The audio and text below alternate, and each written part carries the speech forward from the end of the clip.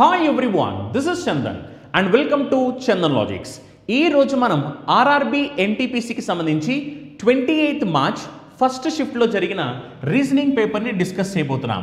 అంటే సింపుల్గా మాట్లాడంటే రీజనింగ్కి సంబంధించి ఎగ్జామినేషన్లో క్వశ్చన్స్ ఎలా వచ్చాయి, వాటిని మనం పక్కన వాళ్ళకన్నా యూనిక్గా స్మార్ట్గా ఎలా సాల్వ్ చేయాలి అనే దాన్ని ఫోకస్ చేస్తూ నేను ఈ వీడియోలో క్వశ్చన్స్ని సాల్వ్ చేయబోతున్నాను.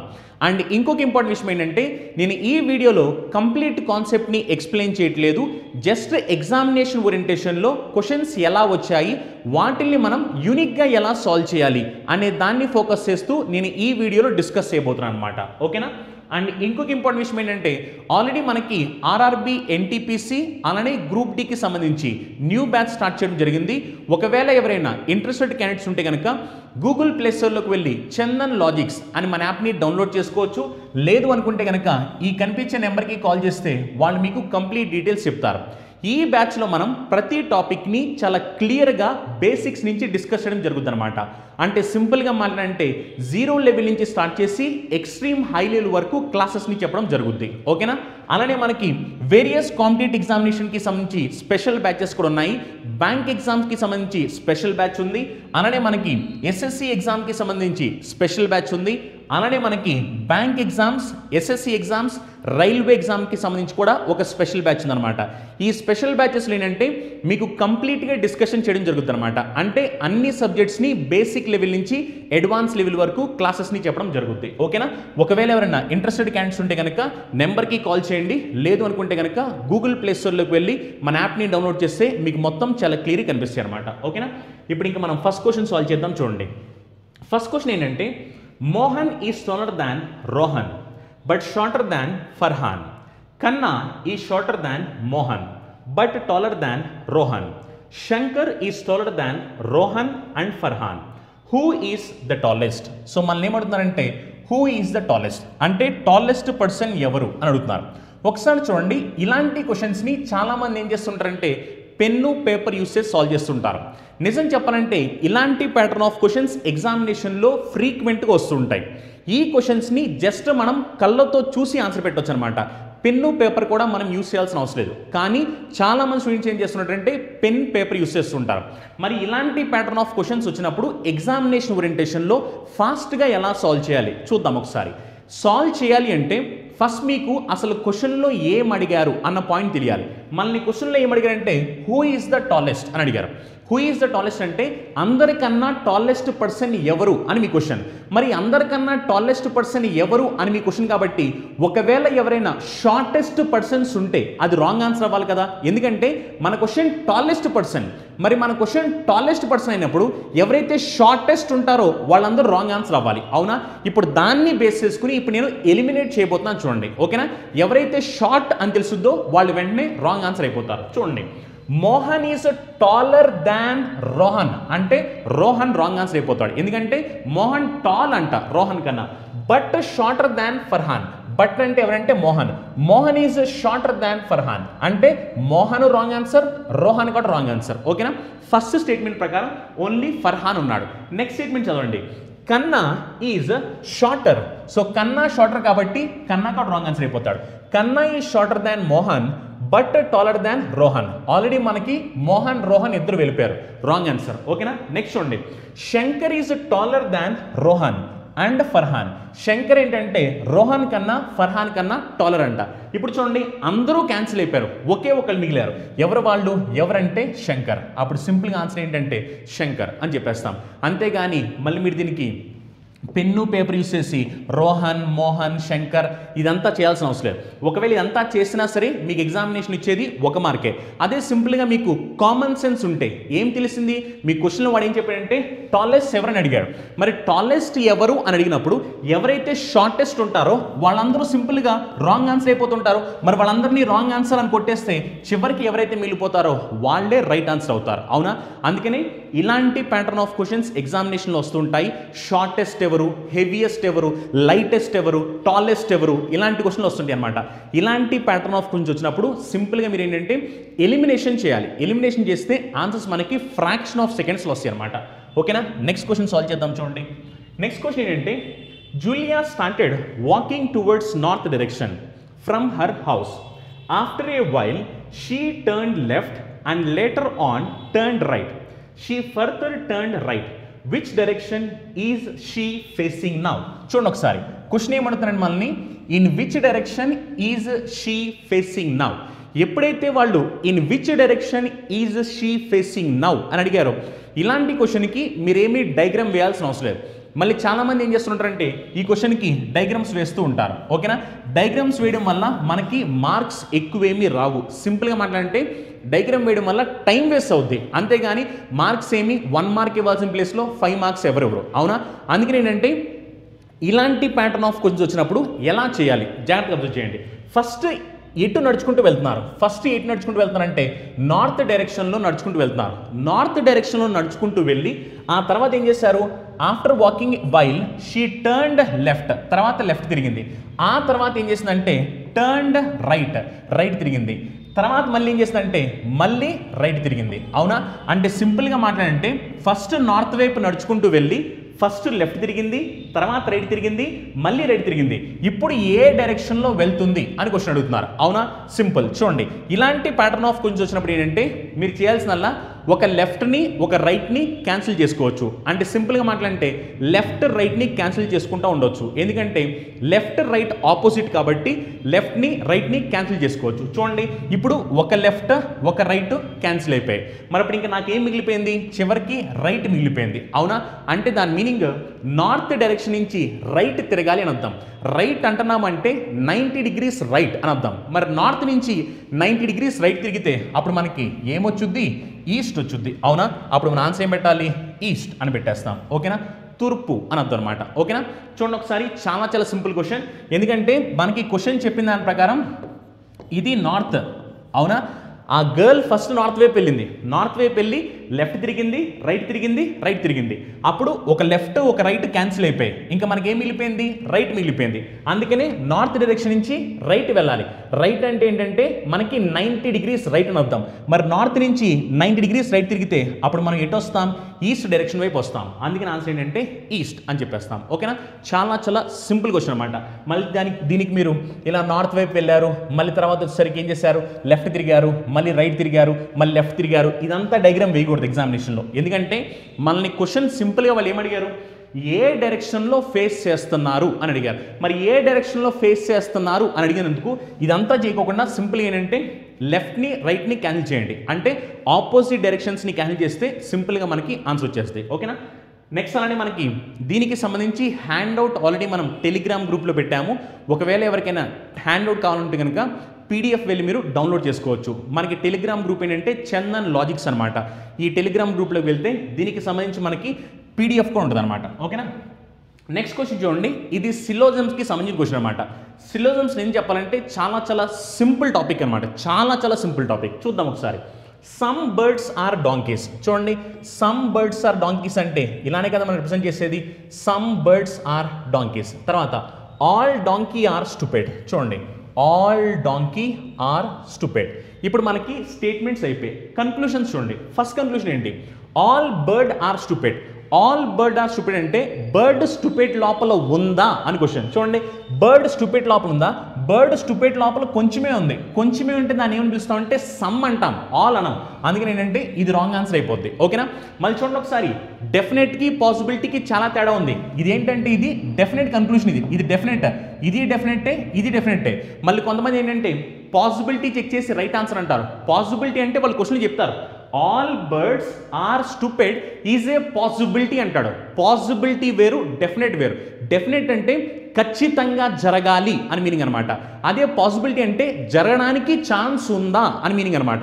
ఇక్కడ మనం అడిగింది డెఫినెట్ అంటే ఆల్ బర్డ్ ఆర్ స్టూపిడ్ అంటే డెఫినెట్ అని అర్థం అనమాట. అంటే బర్డ్ స్టూపిడ్ లోపల ఉందా అని. లేదు కదా, లేదు కాబట్టి రాంగ్ ఆన్సర్ అయిపోయింది. నెక్స్ట్ చూడండి, some birds are stupid. Some birds are stupid అంటే బర్డ్కి స్టూపిడ్కి మధ్యలో ఇంటర్సెక్షన్ ఉందా అని. చూడండి ఒకసారి, ఇదిగోండి బర్డ్, ఇదిగోండి స్టూపిడ్. అప్పుడు మరి బర్డ్కి స్టూపిడ్కి మధ్యలో ఇంటర్సెక్షన్ ఉందా, ఇంటర్సెక్షన్ ఉంది కదా, ఇంటర్సెక్షన్ ఉంది కాబట్టి రైట్ ఆన్సర్ అవుద్ది. అవునా, అప్పుడు సింపుల్గా మన ఆన్సర్ ఏంటంటే ఓన్లీ 2 అని చెప్పేస్తాను అనమాట. ఓకేనా, ఫస్ట్ది రాంగ్ ఆన్సర్, సెకండ్ది మాత్రమే రైట్ ఆన్సర్. చాలా సింపుల్ క్వశ్చన్. సిలోజమ్స్ కూడా చాలా మంచి కాన్సెప్ట్ అనమాట. నెక్స్ట్ క్వశ్చన్ చూడండి, ఇది చాలా జనరల్ క్వశ్చన్ అనమాట. In a running race, if you overtake the last but one contestant, which position are you? చూడండి ఒకసారి, చాలా జనరల్ క్వశ్చన్ ఏం చెప్తుందంటే, ఒక రన్నింగ్ రేస్లో లాస్ట్ బట్ వన్ పర్సన్ని ఓవర్టేక్ చేస్తే అప్పుడు నీ పొజిషన్ ఏమవుతుంది అని అడుగుతున్నారు. లాస్ట్ బట్ వన్ అంటే రేస్లో లాస్ట్ నుంచి సెకండ్ పర్సన్ నువ్వు ఓవర్టేక్ చేసావు. ఓవర్టేక్ చేస్తే ఏమవుద్ది, లాస్ట్ నుంచి సెకండ్ పర్సన్ ఓవర్టేక్ చేస్తే అప్పుడు ఏమవుద్దంటే వీడు లాస్ట్కి వెళ్ళిపోతాడు, నువ్వు వాడికన్నా ముందుకెళ్తావు. మరి వాడికన్నా ముందంటే లాస్ట్ నుంచి సెకండ్ పొజిషన్లోనే కదా, అప్పుడు సింపుల్ ఏం చెప్పాలంటే సెకండ్ ఫ్రమ్ ద లాస్ట్ అని చెప్పేస్తాం. ఓకేనా, చాలా చాలా సింపుల్ క్వశ్చన్ ఇది. ఓకేనా, నెక్స్ట్ క్వశ్చన్ చూడండి. నెక్స్ట్ ఏంటంటే మనకి ఇది సెట్ థియరీకి సంబంధించిన క్వశ్చన్ అనమాట. అంటే వెన్ డయాగ్రామ్స్ అని కూడా మనం చెప్తాం. చాలా చాలా సింపుల్ క్వశ్చన్ చూడండి. In a class of 40 students 28 can speak Tamil. 28 ఏంటంటే తమిళ్ స్పీక్ చేస్తారు. 30 can speak Telugu. All students can speak at least one of 2 languages.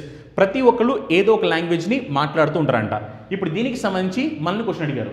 చూడండి 5 నుంచి 7 వరకు, and 5th question, 6th question, 7th question అన్నీ దీనికి సంబంధించే చాలా చాలా సిల్లీ క్వశ్చన్ అనమాట. చూడండి ఒకసారి, మనకేంటంటే తెలుగు మాట్లాడే వాళ్ళు, తమిళ్ మాట్లాడే వాళ్ళు ఉన్నారు. ఓకేనా, చూడండి యాక్చువల్లీ క్వశ్చన్ చెప్పిన దాని ప్రకారం ఏంటంటే తమిళ్ వాళ్ళు ఎంతమంది అంటే 28.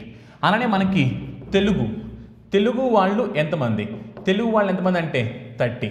అంటే యాక్చువల్లీ క్వశ్చన్ చెప్పిన దాని ప్రకారం ఏంటంటే మనకి తమిళ్ మాట్లాడే వాళ్ళు 28, తెలుగు మాట్లాడే వాళ్ళు 30. యాక్చువల్లీ అసలు మన క్వశ్చన్లో ఎంతమంది ఉన్నారు అంటే 40 ఉన్నారు. అంటే దాని మీనింగ్ ఏంటంటే ఈ మొత్తాన్ని మనం ఒకవేళ యాడ్ చేస్తే మనకి 40 రావాలి. మరి మొత్తాన్ని యాడ్ చేస్తే 40 రావాల్సింది. ఆల్రెడీ మనకి తమిళేమో 28, తెలుగేమో 30 వచ్చారు. మరి 28 + 30 చేసామనుకోండి, మొత్తం ఎంత అంటే అప్పుడు 58 రావాలి. అవునా, కానీ నిజానికి 58 రావాల్సింది. మన టోటల్ ఎంత అంటే ఓన్లీ 40 మాత్రమే. మరి 40 ఉండాల్సింది 58 ఉందంటే ఎంత ఎక్కువ ఉందంటే 18 ఎక్కువ ఉంది. అంటే దాని మీనింగ్ ఈ 18% అనేవాళ్ళు రెండిట్లో ఉన్నారు అని అర్థం. అవునా, మరి 18% రెండిట్లో ఉన్నారు కాబట్టి అప్పుడు దీని వాల్యూ ఏమవుతుందంటే 18 అవుతుంది. ఈ 18 అనేది తమిళ్, ఇదే 18 తెలుగు కూడా. అండ్ 18% అనేవాళ్ళు 2 లాంగ్వేజెస్ని మాట్లాడతారు అని మీనింగ్ అనమాట.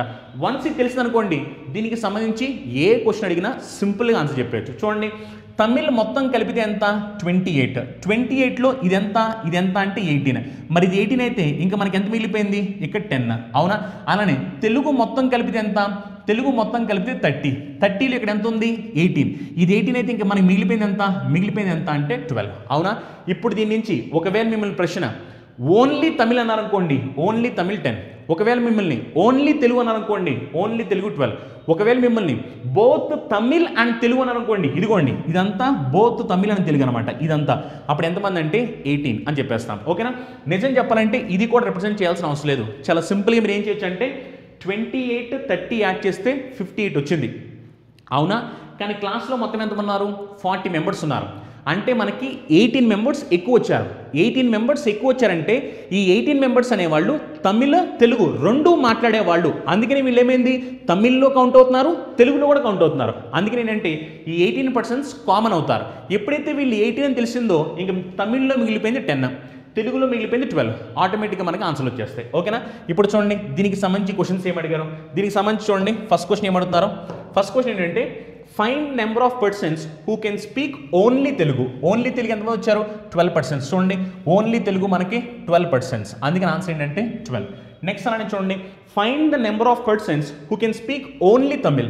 ఓన్లీ తమిళ్ ఎంతమంది 10%. ఇప్పుడే మనం చూసాం. చూడండి ఒకసారి, ఓన్లీ తమిళ్ ఇదే కదా, అంటే తమిళ్ మాత్రమే మాట్లాడతారని అర్థం. ఓకేనా, ఓన్లీ తమిళ్ ఎంతమంది అంటే 10%. నెక్స్ట్ చూడండి find the minimum number of students who can speak both Tamil and Telugu. Tamil, Telugu 2 మాట్లాడేవాళ్ళు. ఇప్పుడే మనకు అనుకున్నాం ఎంతమంది అంటే 18% అనమాట. ఓకేనా, చాలా చాలా సింపుల్ బేసిక్ క్వశ్చన్ అనమాట. వన్స్ మీకు ఈ కాన్సెప్ట్ మీద ఐడియా ఉంటే ఈ క్వశ్చన్స్ని ఫ్రాక్షన్ ఆఫ్ సెకండ్స్లో సాల్వ్ చేయొచ్చు. డయాగ్రామ్ కూడా రిప్రజెంట్ చేయాల్సిన అవసరం లేదు. డయాగ్రామ్ నేను ఎందుకు రిప్రజెంట్ చేశానంటే మీకు అర్థం అవ్వాలనే ఉద్దేశంతో డయాగ్రామ్ రిప్రజెంట్ చేయడం జరిగింది. ఓకేనా, నెక్స్ట్ క్వశ్చన్ సాల్వ్ చేద్దాం చూడండి. అండ్ ఇంకొక ఇంపార్టెంట్ విషయం ఏంటంటే ఒకవేళ మీకు కనుక ఈ క్లాస్ నచ్చినట్లయితే కనుక వీడియోని లైక్ చేయడం మాత్రం మర్చిపోవద్దు. లైక్ చేయండి. మీ ఫ్రెండ్స్ అలానే మీ ఫ్యామిలీ మెంబర్స్ ఎవరైనా కనుక కాంపిటేటివ్ ఎగ్జామినేషన్స్కి ప్రిపేర్ అవుతున్నట్లయితే కనుక వాళ్ళకు కూడా మన వీడియోస్ని ఖచ్చితంగా షేర్ చేసి మనల్ని సపోర్ట్ చేయండి. ఓకేనా, నెక్స్ట్ చూడండి. నెక్స్ట్ అంటే మనకి క్వశ్చన్ నెంబర్ 8 నుంచి 10 వరకు అంట. క్వశ్చన్ చూడండి ఏం చెప్తున్నారు. 5 girls are sitting in front facing you. చూడండి ఒకసారి, ఇన్ ఫ్రంట్ ఫేసింగ్ యూ అంటే దాని మీనింగ్ సౌత్ డైరెక్షన్ అని మీనింగ్ అనమాట. ఓకేనా, ఎందుకంటే మనం ఏదైతే డైరెక్షన్ని ఫేస్ చేస్తామో దాన్ని నార్త్ డైరెక్షన్ అని చెప్తాం. మరి మనం ఎప్పుడూ నార్త్ డైరెక్షన్ అయితే మనల్ని ఆపోజిట్లో ఫేస్ చేసే వాళ్ళు సౌత్ డైరెక్షన్ అవుతారు. అవునా, అందుకని ఏంటంటే ఇన్ ఫ్రంట్ ఫేసింగ్ యూ అన్నారంటే దాని మీనింగ్ సౌత్ అని అర్థం అనమాట. ఇది సీటింగ్ అరేంజ్మెంట్కి సంబంధించిన క్వశ్చన్. చూడండి, అంటే 5 girls ఉన్నారు, వీళ్ళందరూ సౌత్ డైరెక్షన్ ఫేస్ చేస్తున్నారు.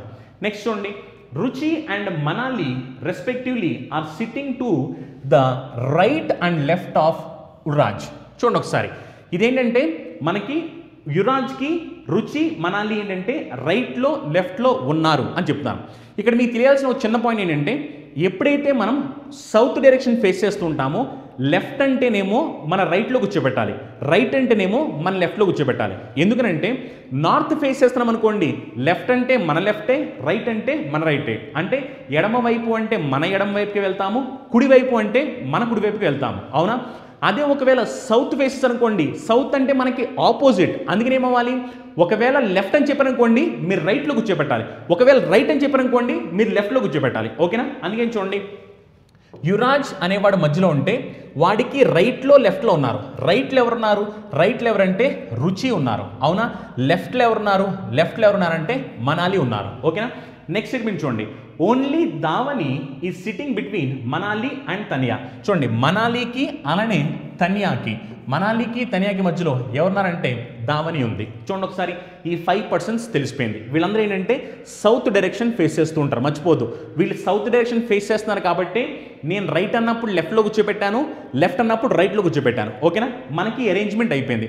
వన్స్ మనకి అరేంజ్మెంట్ అయిపోయింది అనుకోండి, దీన్ని బేస్ చేసుకుని మన వాళ్ళు అడిగిన క్వశ్చన్స్ని చాలా సింపుల్గా చెప్పవచ్చు. చూడండి ఒకసారి, దీన్ని బేస్ చేసుకుని మనం అడిగిన క్వశ్చన్ ఏంటంటే how many girls are there between Davani and Ruchi. చూద్దాం ఒకసారి, దావనికి రుచికి మధ్యలో ఎంతమంది ఉన్నారు. చూడండి, ఇది దావని, అవునా, ఇది దావని, ఇది రుచి. వీళ్ళిద్దరి మధ్యలో ఎంతమంది ఉన్నారు, వీళ్ళిద్దరి మధ్యలో ఎంతమంది ఉన్నారు అంటే 2 persons. అవునా, అప్పుడు ఆన్సర్ ఏంటంటే సింపుల్గా మనం 2 persons అని పెట్టేస్తాం. నెక్స్ట్ చూడండి, నెక్స్ట్ ఏంటంటే who is sitting in the middle.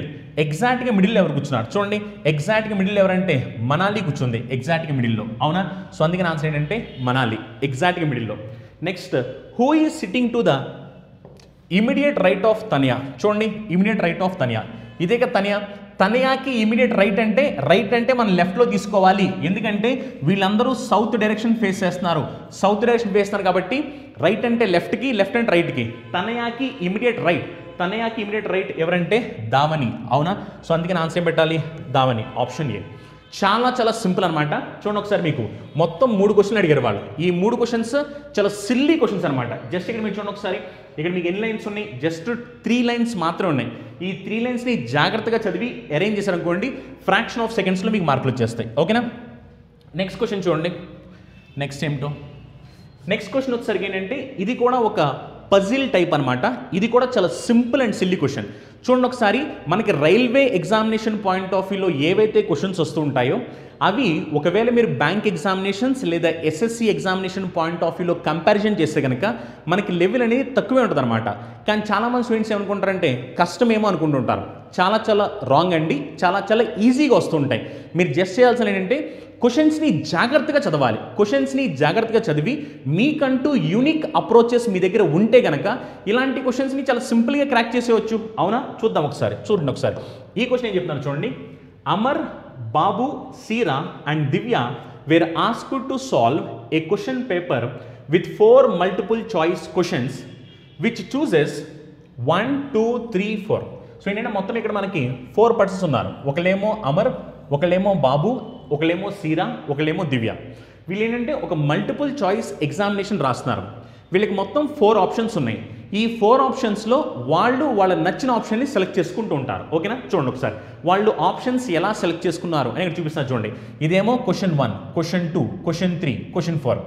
Amar options ఎలా పెట్టాడు, బాబు ఎలా పెట్టారు, సీరా ఎలా పెట్టారు, దివ్య ఎలా పెట్టారు చూపిస్తున్నారు ఇక్కడ. ఓకేనా, ఇప్పుడు చూడండి ఒకసారి ఫస్ట్ స్టేట్మెంట్ ఏం చెప్తున్నారు. ఫస్ట్ స్టేట్మెంట్ చూడండి ఒకసారి. ఫస్ట్ స్టేట్మెంట్ చెప్తున్నారంటే బాబు గాట్ ఆల్ ఆన్సర్స్ రాంగ్. బాబుకి అన్ని ఆన్సర్లు రాంగ్ అంట. చూడండి, బాబు పెట్టిన ఆప్షన్స్ ఇవే కదా, ఇవన్నీ రాంగ్ అంట. అంటే బాబుకి వచ్చిన ఆన్సర్స్ అన్ని రాంగ్ ఆన్సర్స్ అంట. చూడండి ఒకసారి, ఇక్కడ ఫస్ట్ ఆప్షన్ రాంగ్ అయితే మరి ఇది కూడా ఫస్ట్ ఆప్షన్ రాంగ్ అనే కదా, ఎందుకంటే బాబు ఫస్ట్ ఆప్షన్ పెట్టాడు, సిరా కూడా ఫస్ట్ ఆప్షన్. బాబు అన్నీ రాంగ్ ఆన్సర్లే, మరి బాబు ఫస్ట్ ఆప్షన్ రాంగ్ అయితే సిరాకి కూడా రాంగ్ అయిపోవాలి. అన్నీ చూడండి, ఇక్కడ బాబుకి సెకండ్ రాంగ్ అయితే సిరాకి కూడా సెకండ్ రాంగ్ అయిపోవాలి, అవునా. నెక్స్ట్ చూడండి, బాబు 3 పెట్టారు, ఇక్కడ ఎవరు 3 పెట్టలేదు. బాబు 4 పెట్టాడు, ఇక్కడ ఎవరు 4 పెట్టలేదు. బాబు 2 పెడితే సిరా కూడా 2 పెట్టింది కాబట్టి రాంగ్ ఆన్సర్ అయిపోయింది. నెక్స్ట్ స్టేట్మెంట్ చూడండి, నెక్స్ట్ స్టేట్మెంట్ ఏంటంటే Amar first 2 answers were definitely wrong. అమర్కి ఏంటంటే ఫస్ట్ 2 డెఫినెట్గా రాంగ్ అంట. ఇది కదా అమర్ చూడండి, Amar first question second question wrong అంట. రాంగ్ కాబట్టి సెకండ్ రాంగ్ అయిపోయింది, ఫోర్త్ ఆప్షన్ ఇది కూడా రాంగ్ అయిపోయింది. ఇక్కడ చూడండి సెకండ్ రాంగ్ అయింది, ఇక్కడ సెకండ్ ఎవరు పెట్టలేదు. ఇక్కడ చూడండి క్వశ్చన్ నెంబర్ 2కి ఫోర్త్ ఆప్షన్ రాంగ్, ఇది 4 రాంగ్ అయితే ఇక్కడ చూడండి దివ్య కూడా 4 పెట్టింది, అప్పుడు ఫోర్త్ ఆప్షన్ రాంగ్ అయిపోయింది, ఓకేనా. నెక్స్ట్ అని చూడండి, Divya got 2 answers right but her 4th answer was definitely wrong. దివ్యాకి 2 ఆన్సర్ రైట్ అంట, కానీ 4th ఆప్షన్ ఏదైతుందో అది డెఫినెట్గా రాంగ్ పెట్టింది, అంటే 4th క్వశ్చన్ రాంగ్ పెట్టింది. చూడండి దివ్య ఏం చేసిందంటే 4th question wrong, 4th question ఇదే కదా, ఇది రాంగ్ పెట్టింది, అవునా. నెక్స్ట్ అని చూడండి ఏం చెప్తున్నారు, Amar and Seera each have got only 1 correct answer. So అమర్కి సిరాకి 1 మాత్రమే కరెక్ట్ ఆన్సర్ అంట. చూడండి ఒకసారి, అమర్కి 1 కరెక్ట్ ఆన్సర్, సిరాకి కూడా 1 కరెక్ట్ ఆన్సర్, ఓకేనా. ఇప్పుడు ఒకసారి నీట్గా అబ్జర్వ్ చేయండి, ఇక నీట్గా అబ్జర్వ్ చేస్తే ఫస్ట్ క్వశ్చన్లో కరెక్ట్ ఆప్షన్ ఏంటంటే దివ్య పెట్టింది కరెక్ట్ ఆప్షన్ అనమాట. సెకండ్ క్వశ్చన్లో చూడండి, సెకండ్ క్వశ్చన్లో కరెక్ట్ ఆప్షన్ ఏంటంటే ఇది కరెక్ట్ ఆప్షన్, ఓకేనా. ఇప్పుడు చూడండి ఆల్రెడీ మనకి క్వశ్చన్లో చెప్పారు కదా, దివ్యాకి 2 ఆన్సర్స్ కరెక్ట్ వచ్చాయని చెప్పారు. దివ్యాకి 2 ఆన్సర్స్ కరెక్ట్ వచ్చాయి, కానీ 4th ఇది డెఫినెట్గా రాంగ్ అని, మరి 4th డెఫినెట్గా రాంగ్ కాబట్టి ఇది రాంగ్ అయిపోయింది. ఇప్పుడు చూడండి 2 ఆన్సర్స్ కరెక్ట్ రావాలి అంటే ఇది రైట్ ఎలాగో, ఇది రాంగ్ కాబట్టి ఖచ్చితంగా ఇది రైట్ అవ్వాలి. మరి ఇది రైట్ అయ్యింది కాబట్టి ఆటోమేటిక్గా ఇది రాంగ్ అయిపోద్ది, ఇది కూడా రాంగ్ అయిపోద్ది, అవునా. ఇప్పుడు చూడండి ఈ లాస్ట్ క్వశ్చన్ చూస్తే ఇవన్నీ రాంగ్ ఆన్సర్లే, అంటే ఇది మనకి రైట్ ఆన్సర్ అయిపోద్ది. చూడండి ఒకసారి, ఇప్పుడు మనకి క్లియర్గా తెలిసిపోయింది. క్వశ్చన్ నెంబర్ 1 రైట్ ఆప్షన్ ఏది అంటే 3, క్వశ్చన్ నెంబర్ 2 రైట్ ఆప్షన్ ఏది అంటే 2, క్వశ్చన్ నెంబర్ 3 రైట్ ఆప్షన్ ఏది అంటే 1, క్వశ్చన్ నెంబర్ 4 రైట్ ఆప్షన్ ఏది అంటే 3. దట్స్ ఇట్, దీంతో మనకి అయిపోయింది. నిజం చెప్పాలంటే మనకి ఎంతసేపు కూడా చేయాల్సిన అవసరం లేదు. మీరు క్వశ్చన్ని నీట్గా చదివితే కనుక క్వశ్చన్లోనే ఆన్సర్ ఉంది, అవునా. ఎందుకంటే చాలా సింపుల్ క్వశ్చన్ ఇది. ఇక్కడ మీరు చేయాల్సిన ఏంటంటే క్వశ్చన్ని జాగ్రత్తగా చదవాలి. ఎవరైతే క్వశ్చన్ని జాగ్రత్తగా చదువుతారో వాళ్ళకి ఈ ఆన్సర్ పెట్టడం ఫ్రాక్షన్ ఆఫ్ సెకండ్స్ అనమాట. క్వశ్చన్ చాలా క్లియర్గా చెప్పింది కదా, బాబుకి ఏం రాంగ్ ఆన్సర్లు అయ్యాయి, అమర్కి ఏం రాంగ్ ఆన్సర్లు అయ్యాయి, దివ్యాకి ఏం రాంగ్ ఆన్సర్లు అవుతున్నాయి అన్ని చెప్పేశారు. దాని ప్రకారం మీరు క్వశ్చన్ నెంబర్ 1 ఎవరు రైట్ పెట్టారు, క్వశ్చన్ నెంబర్ 2 ఎవరు రైట్ పెట్టారు, క్వశ్చన్ నెంబర్ 3 ఎవరు రైట్ పెట్టారు, క్వశ్చన్ నెంబర్ 4 ఎవరు రైట్ పెట్టారు తెలిసిపోతే సరిపోద్ది, ఆటోమేటిక్గా మనకి ఆన్సర్లు వచ్చేస్తాయి, ఓకేనా. ఇప్పుడు దీని ప్రకారం మనం సాల్వ్ చేద్దాం. చూడండి ఒకసారి, చూడండి ఒకసారి, which of Seera's question is correct. సీరా ఏది కరెక్ట్గా పెట్టింది అన్న చూడండి, సీరా పెట్టిన కరెక్ట్ ఆన్సర్ ఏంటి, సీరా క్వశ్చన్ నెంబర్ 2కి కరెక్ట్ పెట్టింది. చూడండి క్వశ్చన్ నెంబర్ 2, ఎందుకంటే ఇది రాంగ్, ఇది రాంగ్, ఇది రాంగ్, ఇది రాంగ్, రాంగ్ రాంగ్ రాంగ్, ఈ సర్కిల్లో పెట్టినవి మాత్రం రైట్ ఆన్సర్లు. సీరాకి ఏంటంటే సెకండ్ క్వశ్చన్ రైట్ ఆన్సర్, అవునా. అప్పుడు ఆన్సర్ ఏం పెట్టాలి, క్వశ్చన్ నెంబర్ 2. నెక్స్ట్ అని చూడండి, which 2 answers of Divya is correct. So దివ్యాకి 2 ఆన్సర్స్ కరెక్ట్ వచ్చాయి, ఏంటవి చూడండి ఒకసారి. దివ్యాకి కరెక్ట్ ఆన్సర్స్ చూడండి, ఇదే కదా దివ్యాకి క్వశ్చన్ నెంబర్ 1 కరెక్టే, అలానే క్వశ్చన్ నెంబర్ 3 కూడా కరెక్టే. చూడండి క్వశ్చన్ నెంబర్ 1 క్వశ్చన్ నెంబర్ 3 ఎక్కడుంది ఆప్షన్, అది question number 1 question number 3. Next చూడండి, whose answer to question number 4 is correct. అంటే క్వశ్చన్ నెంబర్ 4 ఎవరికి కరెక్ట్గా వచ్చింది, చూడండి ఇదే కదా క్వశ్చన్ నెంబర్ 4. క్వశ్చన్ నెంబర్ 4 ఎవరికి కరెక్ట్ అంటే అమర్కి కరెక్ట్గా వచ్చింది, అవునా. అప్పుడు ఆన్సర్ ఏంటంటే అమర్ అని పెట్టేస్తాం. చాలా చాలా సింపుల్ క్వశ్చన్. ఈ క్వశ్చన్లో మొత్తం మీకు 3 క్వశ్చన్లు ఇచ్చారు. ఈ 3 క్వశ్చన్లు ఆన్సర్ చేయడానికి అక్కడ వాళ్ళు మీకు 2 లైన్లు ఇచ్చారు. ఆ 2 లైన్స్ని ఎవరైతే కరెక్ట్గా అర్థం చేసుకుంటారో ఫ్రాక్షన్ ఆఫ్ సెకండ్స్లో ఆన్సర్ వచ్చింది, అవునా. ఎందుకంటే ఆ 2 లైన్స్లో ఏం లేదు, క్వశ్చన్ని జాగ్రత్తగా చదవడం చేయాల్సింది, ఎందుకంటే క్వశ్చన్లోనే ఆన్సర్ ఉంది. ఎవరైతే క్వశ్చన్ని జాగ్రత్తగా చదువుతారో వాళ్ళకి ఆన్సర్ ఫ్రాక్షన్ ఆఫ్ సెకండ్లో వచ్చేస్తాయి. నిజం చెప్పాలంటే కాంపిటేటివ్ ఎగ్జామినేషన్స్లో మనల్ని చాలా టెస్ట్ చేస్తూ ఉంటారు, కానీ చాలామంది స్టూడెంట్స్ ఏంటంటే అవన్నీ తెలుసుకోకుండా జస్ట్ క్వశ్చన్స్ని బట్టి కొట్టేసి ఎగ్జామినేషన్ రాసేస్తూ ఉంటారు. నిజం చెప్పాలంటే మీరు చదివే క్వశ్చన్ ప్రతిదీ ఎగ్జామినర్ టెస్ట్ చేయడానికి యూజ్ చేస్తుంటాడు. అందుకని క్వశ్చన్స్ని జాగ్రత్తగా చదవాలి, అర్థం చేసుకుంటూ చదవాలి. ఎవరైతే అర్థం చేసుకుంటూ చదువుతారో వాళ్ళకి తెలివితేటలు ఇంక్రీజ్ అవుతాయి. ఆబ్వియస్గా ఎగ్జామినర్కి ఎవరు కావాలి, ఎవరికైతే ఎక్కువ తెలివితేటలు ఉంటాయో వాళ్ళకే జాబ్లు వస్తుంటాయి. ఎందుకు, వాళ్ళ వల్ల అయితే వర్క్ అనేది ఎఫిషియెంట్గా జరుగుద్ది, అవునా. అందుకని ఎవరు జాబ్ ఇచ్చినా సరే కావాలంటే మీరు జాబ్ ఇచ్చిన ఏం చేస్తారు, తెలివైన వాళ్ళు కావాలి అనుకుంటారు, అవునా? సో అందుకని ఏంటంటే ఎగ్జామినేషన్ ఓరియంటేషన్లో క్వశ్చన్స్ అనేవి మామూలు క్వశ్చన్లు వస్తుంటాయి, కానీ చాలామంది ఏంటంటే కంగారు చదివేస్తుంటారు. నెమ్మదిగా స్లోగా చదువుతుంటే ఆటోమేటిక్గా స్పీడ్ అనేది ఆటోమేటిక్గా వచ్చింది. ఎప్పుడు క్వశ్చన్లు అర్థమవుతున్నాయి అనుకోండి, స్పీడ్ ప్రాక్టీస్ చేస్తుంటే నెమ్మదిగా వచ్చేస్తుంటుంది. ఓకేనా? చూడండి ఒకసారి, ఇదేంటంటే మనకి నెంబర్ సిరీస్కి సంబంధించిన క్వశ్చన్ చూడండి ఒకసారి. 6, 12, 20, 30 క్వశ్చన్ మార్క్ 56, 72 నెంబర్ సిరీస్ సంబంధించింది. చూడండి ఒకసారి, 6కి 12కి డిఫరెన్స్ ఎంత? 6, అవునా? 12కి 20కి డిఫరెన్స్ ఎంత? 8, 20కి 30కి డిఫరెన్స్ ఎంత? 10. ఇప్పుడు చూడండి 6, 8, 10 కాబట్టి నెక్స్ట్ ఏం అవ్వాలి? నెక్స్ట్ 12 రావాలి. మరి 30కి 12 కలిపితే అప్పుడు ఆన్సర్ ఏంటి? 42, అవునా? చాలా సింపుల్ బేసిక్ క్వశ్చన్ అన్నమాట ఇది. జస్ట్ డిఫరెన్స్ తీసుకోండి, డిఫరెన్స్ తీసుకుంటే అర్థమైపోద్ది. ఓకేనా? నెక్స్ట్ క్వశ్చన్ చూడండి, ఇది వచ్చేసరికి మనకి బ్లడ్ రిలేషన్కి సంబంధించిన క్వశ్చన్. ఓకేనా? చూద్దాం ఒకసారి. If A is son of B, A ఏంటంటే సన్ అంట, A is son of B, A is son of B. Next A is son of B and is the father of C.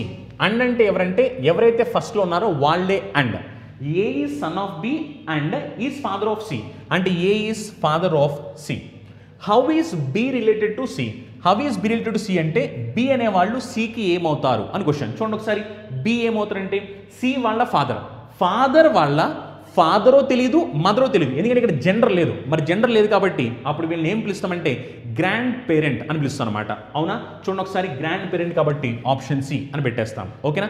చాలా simple question. అదే ఒకవేళ మీకు plus అనుకోండి, అప్పుడు మీరు grand father అని చెప్పేవాళ్ళు. అదే ఒకవేళ ఇది మైనస్ అనుకోండి, గ్రాండ్ మదర్ అని చెప్పేవాళ్ళు. కానీ ఇక్కడ మనకి మెయిలో ఫీమేలో తెలియదు కాబట్టి గ్రాండ్ ఫాదర్ అవ్వచ్చు, గ్రాండ్ మదర్ కూడా అవ్వచ్చు. అందుకని సింపుల్ ఏం చెప్పాం మనం? గ్రాండ్ పేరెంట్ అని చెప్పాము. చాలా సింపుల్ సిల్లీ క్వశ్చన్ అనమాట. నెక్స్ట్ క్వశ్చన్ చూడండి, Rajiv said pointing to a girl. So Rajiv ఒక గర్ల్ని చూపించి చెప్తున్నాడు, ఏమని? షీ అంటే గర్ల్ అనమాట. Girl is the only daughter of the father of my sister's brother. ఓకేనా? మై అంటే ఏంటంటే రాజీవ్ వాళ్ళ సిస్టర్ వాళ్ళ బ్రదర్ అని అనమాట. చూడండి ఒకసారి, ఇలాంటి ప్యాటర్న్ ఆఫ్ క్వశ్చన్స్ చాలామంది మళ్ళీ ఏం చేస్తుంటారంటే డయాగ్రామ్స్ వేస్తుంటారు. కానీ ఇలాంటి ప్యాటర్న్ ఆఫ్ క్వశ్చన్స్ని మీరు క్వశ్చన్ జాగ్రత్తగా చదివితే క్వశ్చన్లోనే ఆన్సర్ ఉంటుంది అనమాట. ఓకేనా? ఇలాంటి ప్యాటర్న్ ఆఫ్ క్వశ్చన్స్లో మనకి 95% ఆఫ్ ద టైం క్వశ్చన్స్ని వెనకాల నుంచి చదివితే ఆన్సర్లు వస్తూ ఉంటాయి. చూద్దాం ఒకసారి. Father of my sister's brother. Father of my sister's brother అంటే మా సిస్టర్ వాళ్ళ బ్రదర్ వాళ్ళ ఫాదర్. మా సిస్టర్ వాళ్ళ బ్రదర్ వాళ్ళ ఫాదర్ అంటే నాకు కూడా ఫాదర్నే కదా, అవునా కదా? ఎందుకంటే సిస్టర్ వాళ్ళ బ్రదర్ వాళ్ళ ఫాదర్ అంటే నాకు కూడా ఫాదర్ అవుతారు. అంటే ఈ మొత్తానికి కలిపి ఎవరంటే రాజీవ్స్ ఫాదర్, అవునా? ఫాదర్స్ ఓన్లీ డాటర్ అంటే ఫాదర్కి ఒకే ఒక కూతురు అంటే సిస్టర్ అవ్వాలి కదా నాకు. అప్పుడు సింపుల్ ఏంటంటే how is girl related to Rajiv అంటే ఆ గర్ల్ రాజీవ్కి సిస్టర్ అవుతుంది అని మీనింగ్ అనమాట. ఓకేనా? చాలా సింపుల్ క్వశ్చన్, ఏమీ చేయాల్సిన అవసరం లేదు. జస్ట్ వెనకాల నుంచి చదవడం చాలు. మీరు వెనకాల నుంచి చదివితే father of my sister's brother, మా సిస్టర్ వాళ్ళ బ్రదర్ వాళ్ళ ఫాదర్. మా సిస్టర్ వాళ్ళ బ్రదర్ వాళ్ళ ఫాదర్ అంటే నాకు కూడా ఫాదరే. ఫాదర్స్ ఓన్లీ డాటర్, ఫాదర్కి ఒకే ఒక కూతురు. ఫాదర్ వాళ్ళ కూతురు అంటే నాకు సిస్టర్ అనే కదా. అప్పుడు సింపుల్గా ఏంటంటే how is girl related to Rajiv అంటే అప్పుడు సింపుల్గా మీరు ఆన్సర్ సిస్టర్ అని పెట్టేస్తారు. ఓకేనా? చాలా సింపుల్ క్వశ్చన్ అనమాట. నెక్స్ట్ క్వశ్చన్ చూడండి, ఇది కూడా యాక్చువల్లీ ఏంటంటే బ్లడ్ రిలేషన్ లాగా ఇచ్చారు, కానీ బ్లడ్ రిలేషన్ కాదు. ఇది జస్ట్ ఏంటంటే ఒక కోడింగ్ ఫార్మాట్ లాంటి క్వశ్చన్ అనమాట. చూడండి ఒకసారి ఏం చెప్పారు. Your father were your were your mother అంటే ఒకవేళ మీ ఫాదర్ మీ మదర్ అయితే, అలానే యువర్ మదర్ యువర్ బ్రదర్. ఒకవేళ మీ మదర్ మీ బ్రదర్ అయితే యువర్ బ్రదర్ యువర్ సిస్టర్. ఒకవేళ మీ బ్రదర్ మీ సిస్టర్ అయితే అలానే యువర్ సిస్టర్ యువర్ ఫాదర్. అంటే మీ సిస్టర్ మీ ఫాదర్ అయితే how would you call your sister? అప్పుడు మీరు మీ సిస్టర్ని ఏమని పిలుస్తారు అని అడుగుతాను. అంటే ఇక్కడ కోడింగ్ ఇచ్చారు, ఈ కోడింగ్ ప్రకారం మీరు మీ సిస్టర్ని ఏమని పిలుస్తారు? చూడండి, యువర్ సిస్టర్ని ఏమని పిలుస్తారంటే యువర్ ఫాదర్ అని పిలుస్తాం, అవునా? అప్పుడు ఆన్సర్ ఏంటంటే సింపుల్గా ఫాదర్ అని చెప్పేస్తాం. ఇదేంటంటే సింపుల్ కోడింగ్కి సంబంధించిన క్వశ్చన్ అంట. అని వీళ్ళు ఏం చెప్తారంటే ఫాదర్ అయితేనేమో మదర్ అని పిలవాలంట, మదర్ అయితేనేమో బ్రదర్ అని పిలవాలంట, బ్రదర్ అయితేనేమో సిస్టర్ అని పిలవాలంట, సిస్టర్ అయితేనేమో మదర్ అని పిలవాలంట. అప్పుడు క్వశ్చన్ ఏమడుతుంది? మీ సిస్టర్ని ఏమని పిలుస్తారని అడుగుతుంది. మరి క్వశ్చన్ చెప్పిన దాని ప్రకారం సిస్టర్ని ఫాదర్ అని పిలవాలి అని చెప్పారు కదా, అప్పుడు సింపుల్గా మీరు ఆన్సర్ ఫాదర్ అని పెట్టేస్తారు. ఓకేనా? నెక్స్ట్ క్వశ్చన్ చూడండి. 5 students Priyanka, Mary, Sunil, Asha and Ryan are standing in a line. Priyanka and Sunil are standing ahead of Ryan. And simply ఏంటంటే ఇది కూడా ఒక సీటింగ్ అరేంజ్మెంట్ లాంటి క్వశ్చన్ అనమాట. మొత్తం ఎంతమంది అంటే 5 పర్సన్స్ ఉన్నారు. ఓకేనా, చూద్దాం ఒకసారి. Priyanka and Sunil are standing ahead of Ryan. చూడండి ఒకసారి, ఒకవేళ ఇది రేయాన్ అయితే కనుక ఎహెడ్ అంటే పైన అని అర్థం అనమాట. ఓకేనా, ఇప్పుడు చూడండి మన క్వశ్చన్ చెప్పిన దాని ప్రకారం ఏంటంటే ప్రియాంక రేయాన్కి పైనే ఉంటుంది, సునీల్ కూడా రేయాన్కి పైనే ఉంటాడు. పైనే ఉంటారన్నారు కానీ ఎన్ని ప్లేసులు పైన అన్న సంగతి మాత్రం మనకు క్లారిటీ లేదు. అందుకని ఏంటంటే ఒకవేళ వీళ్ళిద్దరూ పైన ఉంటే ఎలా ఉంటుందని నేను చూపించాను. ఇప్పుడు ఈ పైన ఉన్నప్పుడు ఈ ప్లేస్లో ప్రియాంకనా సునీల అది కూడా మనకు క్లారిటీ లేదు. ఇక్కడ సునీల్ రావచ్చు, ఇక్కడ ప్రియాంక కూడా రావచ్చు, ఎందుకంటే మనకి ఆ స్టేట్మెంట్లో చెప్పలేదు. నెక్స్ట్ చూడండి, Sunil is standing between rayon and ASHA. చూడండి, సునీల్ ఏంటంటే రియాన్కి ఆశాకి మధ్యలో ఉన్నాడు. అప్పుడు ఖచ్చితంగా సునీల్ ఈ ప్లేస్లోకి రావాలి. సునీల్ ఏంటంటే రియాన్కి అలానే ఆశాకి మధ్యలో ఉన్నాడు, అంటే అప్పుడు ఈ ప్లేస్లోకి ఆశ రావాలి. మరి ఈ ప్లేస్లోకి ఆశ వస్తే అప్పుడు ప్రియాంక ఏంటంటే ఆబ్వియస్గా రియాన్ కన్నా పైనే ఉంటుంది. పైన అన్నారు కానీ ఎన్ని ప్లేసులు పైన క్లారిటీ లేదు. కానీ సునీల్ ప్లేస్ మాత్రం ఇది, ఎందుకంటే సునీల్ రియాన్కి ఆశాకి మధ్యలో ఉంటాడు కాబట్టి. నెక్స్ట్ చూడండి, between Sunil and Mary Ryan is standing. చూడండి, సునీల్కి మేరీకి మధ్యలో రియాన్ స్టాండింగ్. అండ్ రియాన్ ఎవరికి అంటే సునీల్కి మేరీకి మధ్యలో ఉంటారు అని చెప్పారు. ఇప్పుడు చూడండి, ఇంకా మిగిలిపోయింది ఎవరు? ప్రియాంక. ప్రియాంక ఎలాగో రియాన్ కన్నా పైనే ఉండాలి, అప్పుడు ఈ ప్లేస్లో ప్రియాంక ఉంటారు. అవునా, చూడండి దీంతో మనకి అరేంజ్మెంట్ అనేది కంప్లీట్ అయిపోయింది. ఫస్ట్ ప్లేస్లోనేమో ప్రియాంక, సెకండ్ ప్లేస్లో వచ్చేసరికి ఎవరు? ఆశ, థర్డ్ ప్లేస్లోనేమో సునీల్, ఫోర్త్ ప్లేస్లోనేమో రియాన్, ఫిఫ్త్ ప్లేస్లోనేమో మేరీ. ఓకేనా, ఇప్పుడు దీనికి సంబంధించి వాళ్ళు ఏం క్వశ్చన్ అడిగారో చూద్దాం ఒకసారి. చూడండి, దీనికి సంబంధించి వాళ్ళు అడిగిన క్వశ్చన్ ఏంటి? దీనికి సంబంధించి వాళ్ళు అడిగిన క్వశ్చన్ ఏంటంటే ఒకసారి చూడండి, దీనికి సంబంధించి వాళ్ళు అడిగిన question who is first in the line. ఈ లైన్లో ఫస్ట్ ఎవరు ఉన్నారు? చూడండి, ఫస్ట్ ఎవరు ఉన్నారు? ప్రియాంక. అవునా, అప్పుడు ఆన్సర్ ఏంటంటే ప్రియాంక అని పెట్టేస్తాం. చాలా సింపుల్ అనమాట. దీన్ని బేస్ చేసుకున్న వాళ్ళు ఒక క్వశ్చన్ అడిగారు. ఈ సింపుల్ అరేంజ్మెంట్ చేస్తే చాలు, మనకి ఆటోమేటిక్గా ఆన్సర్ వచ్చేస్తుంది. ఎవరు ఫస్ట్ ఉన్నారు అని అడిగారు. చాలా చాలా సింపుల్ అనమాట. నెక్స్ట్ క్వశ్చన్ చూడండి, unscramble the letters RKE to form an English word and find the fifth letter of unscrambled word. And ఏంటంటే ఈ వర్డ్లో ఉన్న లెటర్స్ని అటు ఇటు జంబుల్ చేస్తారంట.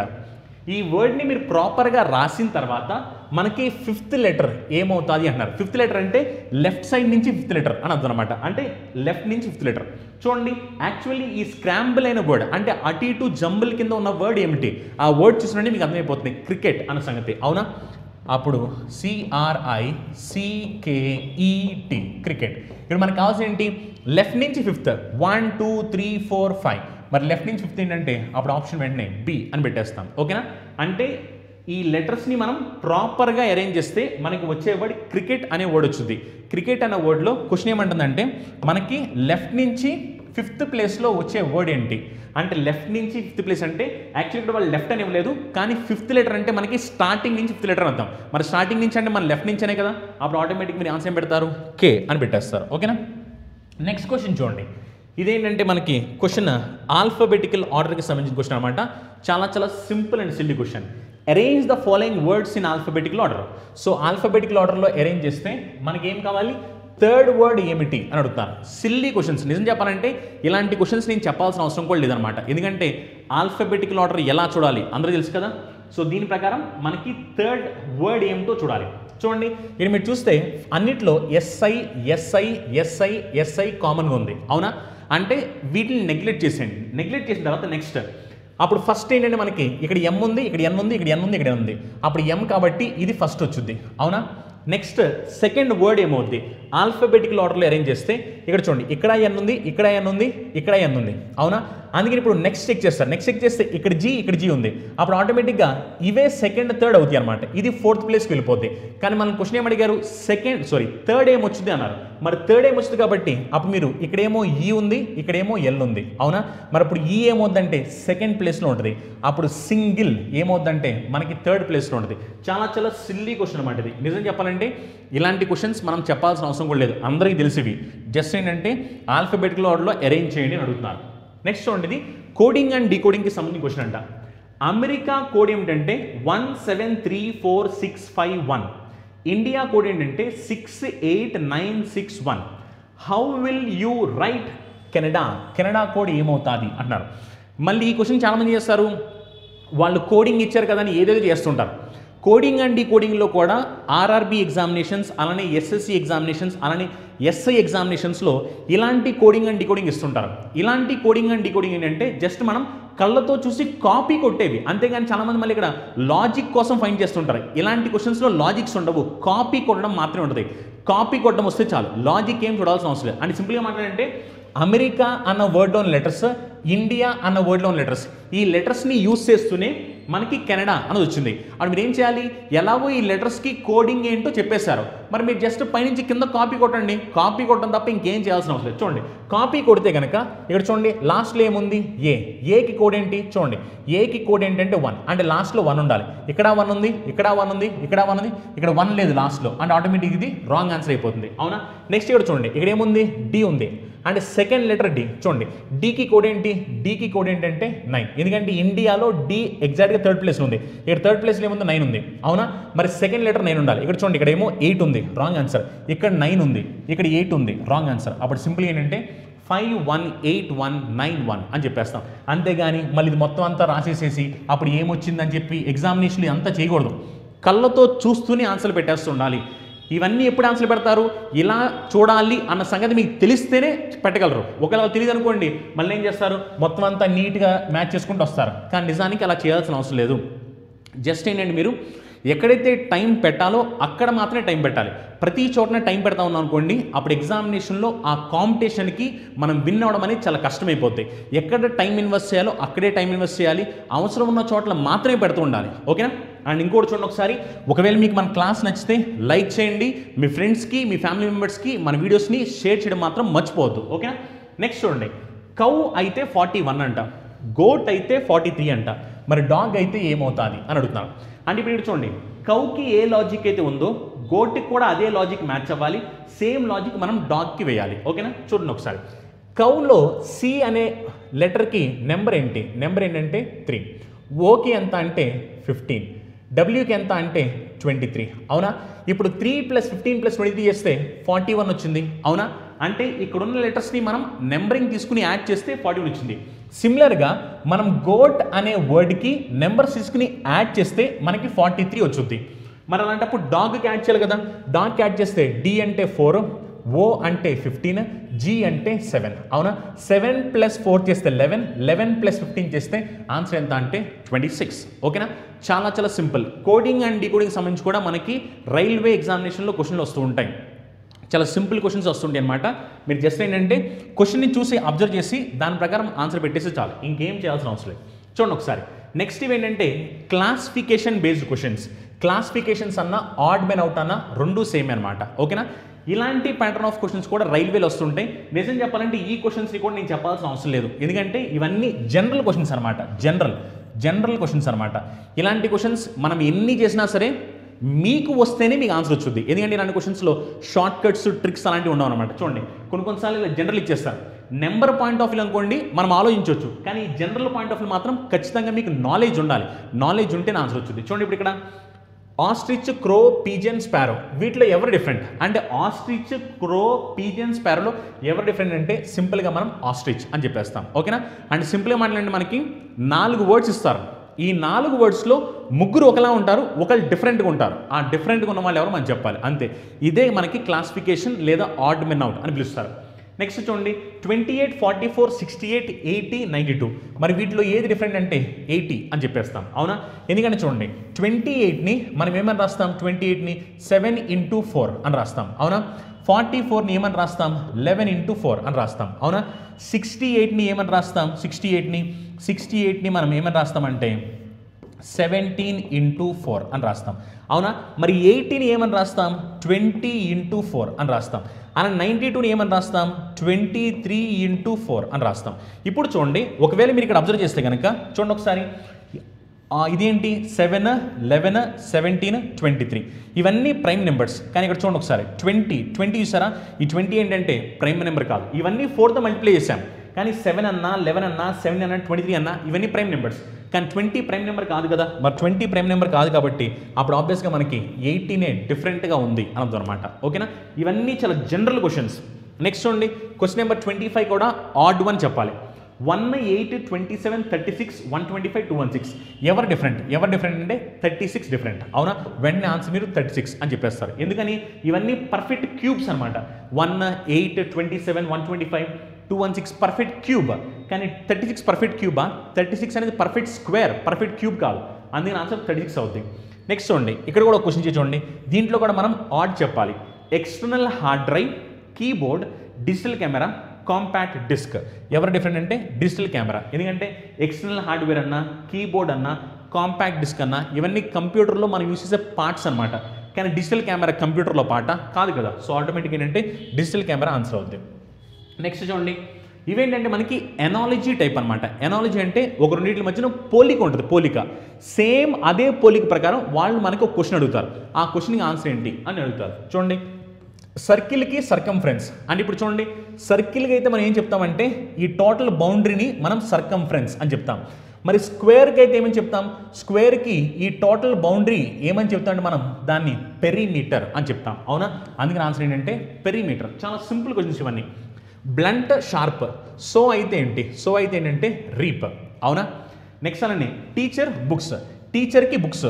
మరి డాక్టర్స్కి అప్పుడు ఏంటి? టీచర్స్కి బుక్స్ అయితే డాక్టర్స్కి చాకా, సైకిలా, యాప్రోనా? లేదు, సెతస్కోప్ అవుతుంది. అవునా, సిల్లీ క్వశ్చన్స్. నేను చెప్పాలంటే ఇలాంటి క్వశ్చన్స్ ఇప్పుడు నేను చెప్పాల్సిన అవసరం లేదు. ఇవన్నీ జనరల్ క్వశ్చన్స్ అనమాట. ఓకేనా. నెక్స్ట్ ఇంకో క్వశ్చన్ చూడండి. ఇది మన లాస్ట్ క్వశ్చన్ అనమాట. XCVI denotes. XCVI అంటే ఏమవుతుంది అంటారు. చూడండి XCVI అంటే X అంటేనేమో 100, C -10, V +5, I వచ్చేసరికి +1. అప్పుడు ఇది మొత్తం యాడ్ చేస్తే అప్పుడు మనకి ఆన్సర్ ఎంత వస్తుంది? 96. అవునా, సో ఆన్సర్ ఎంత అంటే 96. చాలా చాలా సింపుల్. చూడండి ఒకసారి ఇవన్నీ బేసిక్ క్వశ్చన్స్. ఇవన్నీ నిజం చెప్పాలంటే ఇవన్నీ నేను చెప్పాల్సిన అవసరం లేదు. చాలా సిల్లీ క్వశ్చన్స్ అనమాట ఇవన్నీ. మనకి ఎగ్జామినేషన్లో ఎనాలజీని బేస్ చేసుకుని, క్లాసిఫికేషన్ బేస్ చేసుకుని క్వశ్చన్స్ వస్తూ ఉంటాయి. చాలా జనరల్ క్వశ్చన్స్ అనమాట ఇవన్నీ. ఓకేనా. సో అందుకని ఏంటంటే ఇలాంటి క్వశ్చన్స్ని మీరు మార్క్ చేయాల్సిన అవసరం ఉంటుంది. ఇలాంటి క్వశ్చన్స్ ఏంటంటే మనకి షార్ట్ కట్స్ అలాంటివి ఉండవు అనమాట. అండ్ ఇంకొక ఇంపార్టెంట్ విషయం ఏంటంటే ఆల్రెడీ మనం చెప్పాం కదా ఆర్ఆర్బీ ఎన్టీపీసీ గ్రూప్ డీకి సంబంధించి న్యూ బ్యాచ్ స్టార్ట్ అయిందని. ఒకవేళ ఎవరైనా ఇంట్రెస్టెడ్ క్యాండిడేట్స్ ఉంటే కనుక ఈ నెంబర్కి కాల్ చేయండి, వాళ్ళు మీకు కంప్లీట్ డీటెయిల్స్ చెప్తారు. ఓకేనా. సో మీరు చేయాల్సిన ఏంటంటే ఒకవేళ మీకు కనుక ఈ వీడియో నచ్చినట్లయితే కనుక వీడియోస్ని లైక్ చేయండి. అలానే మీ ఫ్రెండ్స్, మీ ఫ్యామిలీ మెంబర్స్ ఎవరైనా కాంపిటేటివ్ ఎగ్జామినేషన్స్కి ప్రిపేర్ అవుతున్నట్లయితే కనుక వాళ్ళకి మన వీడియోస్ని షేర్ చేయండి. Thank you. Have a nice day. Meet the next session. Bye bye.